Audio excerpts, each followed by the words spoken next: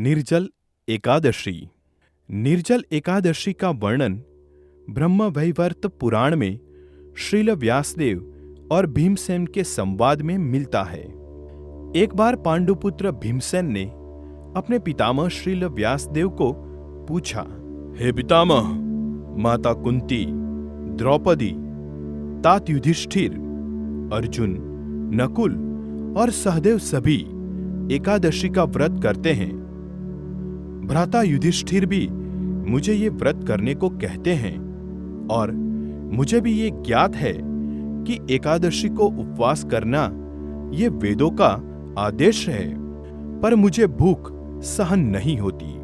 मैं सभी नियमानुसार केशव की उपासना, पूजा करना, मेरे क्षमता अनुसार दान धर्म करना ये सभी करूंगा, पर उपवास नहीं कर सकता।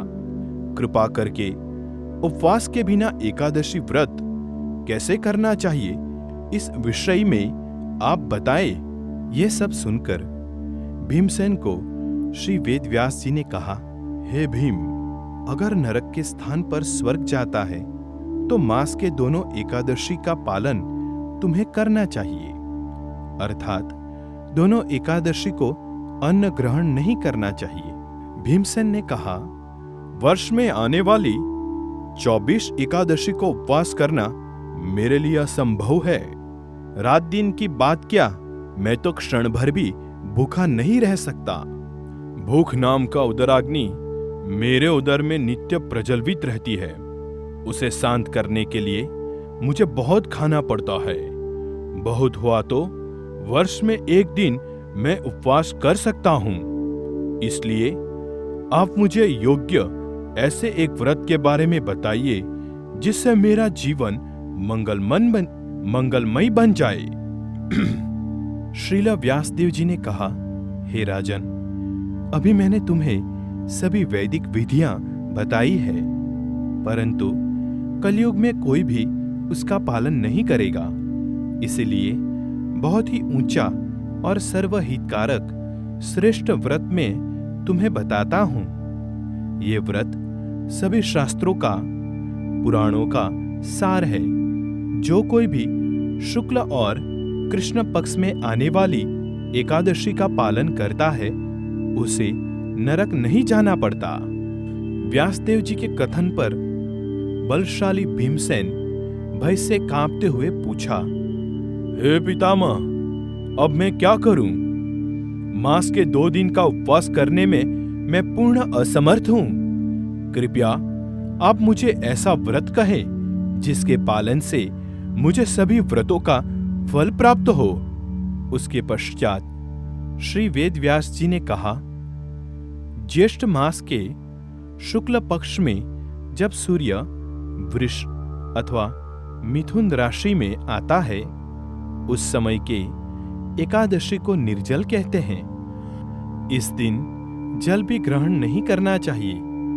इस दिन आचमन करते हुए एक राई डूबे इतना ही जल लेकर आचमन करना चाहिए। इससे ज्यादा जल पीने से मद्यपान करने का परिणाम प्राप्त होता है। इस एकादशी में कुछ भी खाना वर्जित है। खाने से व्रत भंग हो जाता है। एकादशी के सूर्योदय से द्वादशी के सूर्योदय तक पानी भी वर्जित है। इस प्रकार व्रत का पालन करने से वर्ष की सभी एकादशी का फल इस एक व्रत से होता है। द्वादशी की सुबह ब्राह्मणों को जल और स्वर्ण दान करके व्रत करने वाले को आनंद से ब्राह्मण के साथ ही भोजन ग्रहण करना चाहिए। हे भीमसेन, इस एकादशी व्रत से प्राप्त होने वाले पुण्य के बारे में सुनिए। केवल एक एकादशी के पालन से ही वर्ष की सभी एकादशी व्रत पालन करने का पुण्य प्राप्त होता है। शंख, चक्र, गदा और पद्म धारण करने वाले भगवान विष्णु ने बताया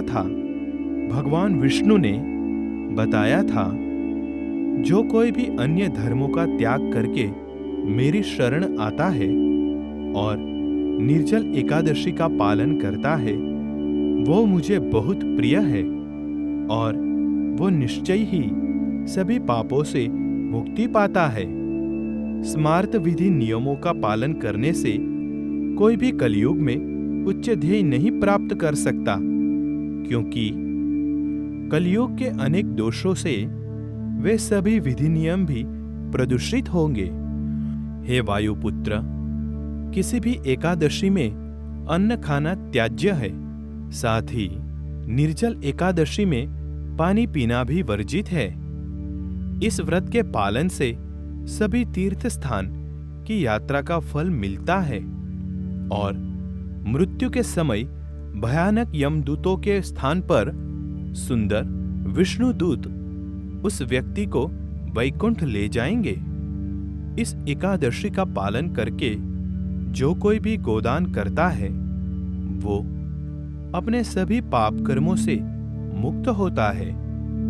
जब अन्य पांडुपुत्रों ने इस एकादशी के बारे में सुना तो इस व्रत का पालन करने का निश्चय किया।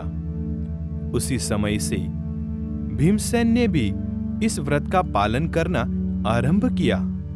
इसलिए इस एकादशी को भीमसेनी एकादशी अथवा पांडव एकादशी भी कहते हैं। भगवान श्री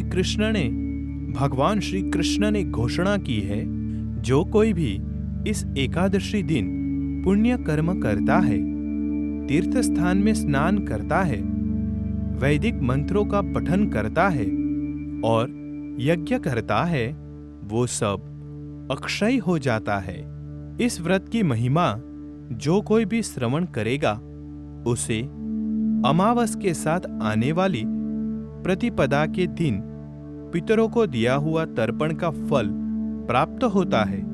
साथ ही उस व्यक्ति को वैकुंठ प्राप्त होता है।